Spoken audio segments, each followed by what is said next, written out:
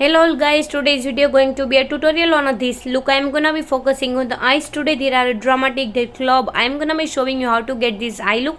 I know that I am naming this video New Year's Eve makeup tutorial, but feel free to wear this look for any kind of special event, for a festival and on any other day other than on the New Year's Eve. You can wear it is whatever you want basically.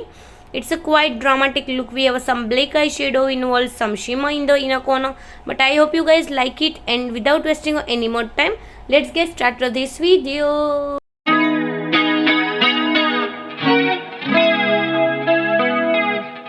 Firstly, I am going to use Nivea moisturizer to moisturize my skin.